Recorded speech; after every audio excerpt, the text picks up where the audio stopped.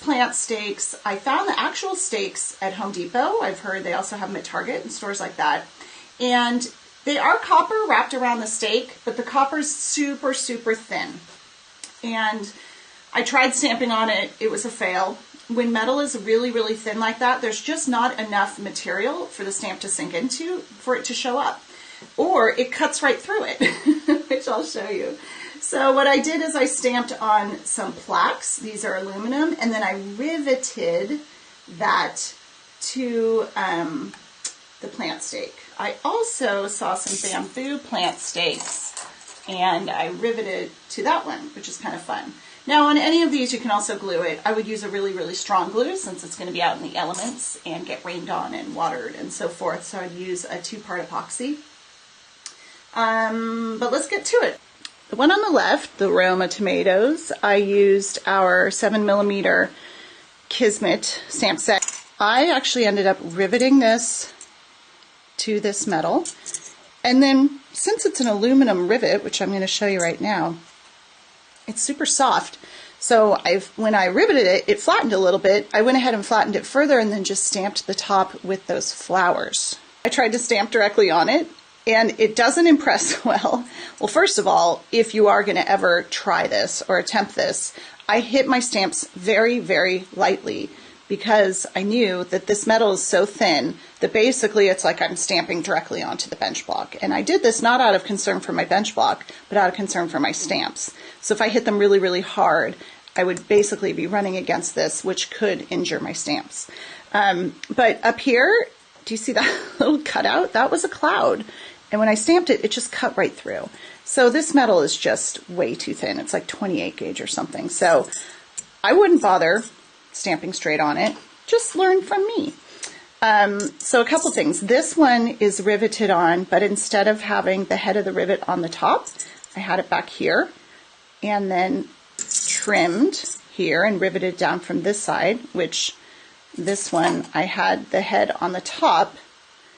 So I riveted from here where I trimmed and riveted. And there's no particular reason to have one or the other in this case because both sides look nice. It's just more of a decorative thing. So if you wanted to do this and maybe stamp that rivet, you're going to want to leave the head of the rivet on this side. This is the back again, and yeah, I probably could fit a little stamp there, but the other side's a little thicker and bulkier, so it'll take the impression better. So these are the aluminum rivets. I think they're all 1/4 inch long. These are the round head aluminum solid rivets. I think they're 1/16. So when you're deciding what type of rivet to use, here, I'll put the little rivet up here. Boop. Your main concern is going to be the size hole, right? So if you are using a 1/16 rivet, you're going to need a 1/16 size hole. If for some reason you have to do a smaller hole, well then you're going to adjust your rivet and use a smaller rivet. If for some reason you have to use a specific rivet, well then you're going to adjust your hole to match your rivet. Does that make sense? So in this case, and the rule of thumb with riveting is to make sure that your hole and your rivet are a very snug fit. So this guy, I actually broke my rule on this one, and I'm going to show you, but for this one being 1/16, you're going to want to punch a hole that's around 1/16 inch. I don't know how that translates to millimeters. If your option is only a rivet or a hole that's a little smaller, then grab a round file and ream it out until the rivet fits perfect in there. I ended up using a 1.8 hole punch plier, which I'm going to show you, and it left, it was a little bit big for the rivet. The rivet's a little wobbly in there, but I cut enough material that I can easily rivet it. But you'll notice that when I go to show you the next one. So in this case, I used the aluminum solid nail head rivets, and I used a 1.8 hole punch plier. So this looks like this. It comes in a pack. I got this also from Home Depot. It came like, I don't know, 40 in here. You can use these. You can probably paint them and get crazy with them. But I went ahead and made a mistake just for you so you can learn. I'll make all the mistakes. I tried to rivet it to the very top and I ended up splitting it. This could have been done if I had been more gentle with the riveting. Like it split it at the last minute. So that's a little tight, which is why this one is further down on the stake. and it didn't split it. Your other option, again, is to just glue them on. Use a 2-part epoxy. The rules for these are the same rules as any riveting. So when if you've learned to rivet 2 pieces of metal together, pretend that's what you're doing here.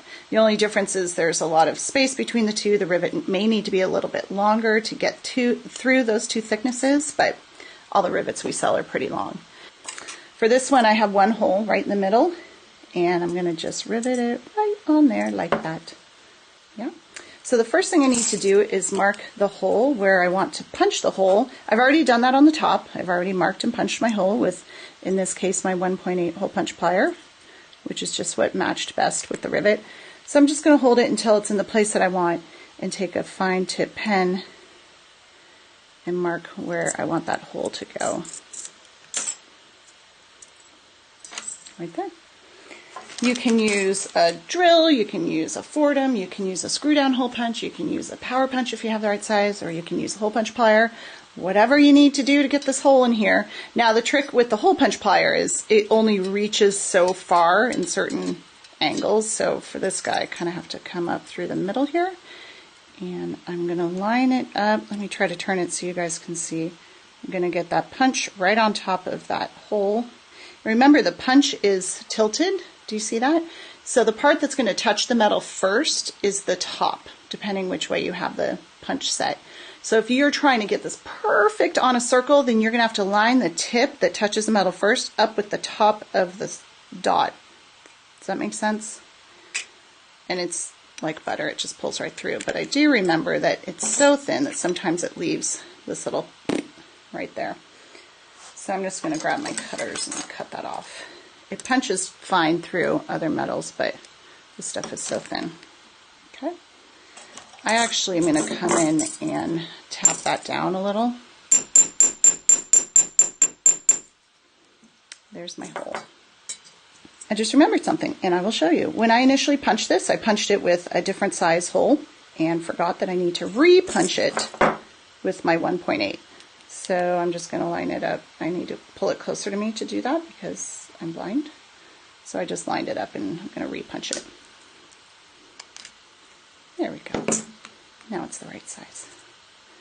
Okay, that's not the way you need to do it. You don't need to punch it twice. I just punched the wrong hole on this one and forgot. All right, so I have a choice here of leaving the head of the rivet, in this case I'm using a nail head rivet, on the top, threading it through here. I can't see. Hang on. There we go. I can do that and cut and rivet here, or I can do the opposite and thread it up from the bottom, leaving the head on the bottom, and do the riveting from the top. I like the way it looks on the top with this particular rivet. If it was like our sterling nail head rivets, they're bigger and flatter and not as pretty, so I would probably do the opposite, put the head in the back. But in this case, I'm going to do this here. All right, a couple things I want to point out. Let me get centered here for you. I've just laid it down on my bench block and I'm going to trim it to rivet it, but you see the blank, see the corner right there and right there? It's turning underneath here because it can, because it's super loose, like see that right there? That's okay for now, but as you're riveting it, you need to make sure that's exactly where you want it before you do the final setting of the rivet. If your rivet fits your hole perfectly super snug, it won't be moving around, but in this case it is. So I'm just going to make sure to check that before I do my final like wax.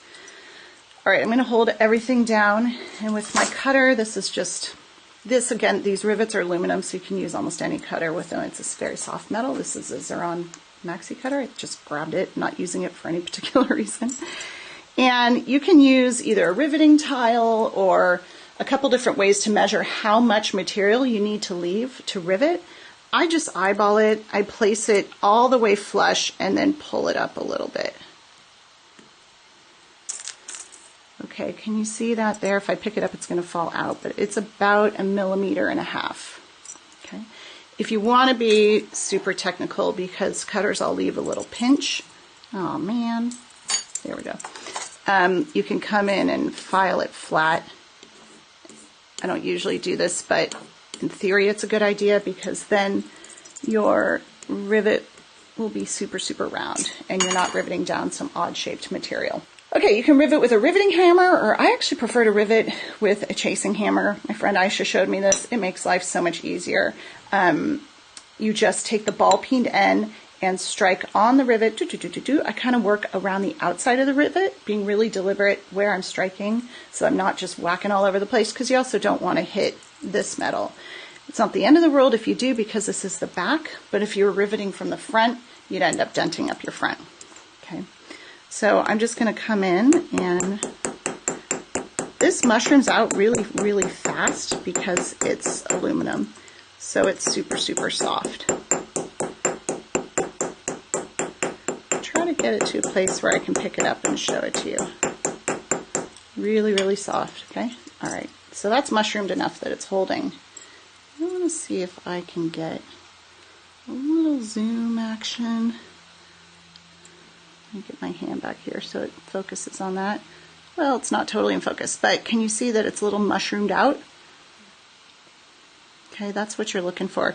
Now, things are stiff enough that I can adjust this at this point. So I want to make sure that this stays in this position and I'm not done riveting and it's sitting like that, unless that's what you're going for. So I'm going to do it a little bit more now, concentrating on the outside edges, but now giving a little more attention to the middle.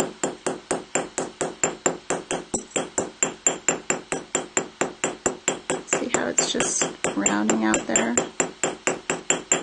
Okay, now I'm to the point where I can give it some final hits. So this is perfect. See how I can adjust it and it really stays? That's your last adjustment there before coming in and doing the final strikes, which I call setting the rivet. And in this case, I'm going to flip around to the flat part of my chasing hammer. And that's good right there. Now on this side, because again, this rivet is aluminum and soft, it ends up flattening the head a little bit, but I like it. I just polish it up with a Pro Polish pad. So you can leave it like that. You can stamp that if you want. I don't want to because I think it's going to distract from the middle of the word mint. But if I did want to do it, I would take a stamp that's small enough to fit on there and just line it up perfectly and then boop, stamp it on in there. Then add some black to the impression. The big letters are the 7mm Kismet. And let's see, this one here is the tattoo, which only comes in, I think it's like 3.5 or something like that. It's like right around there. This is Wackadoodle, which only comes in one size. I believe it's 3.2.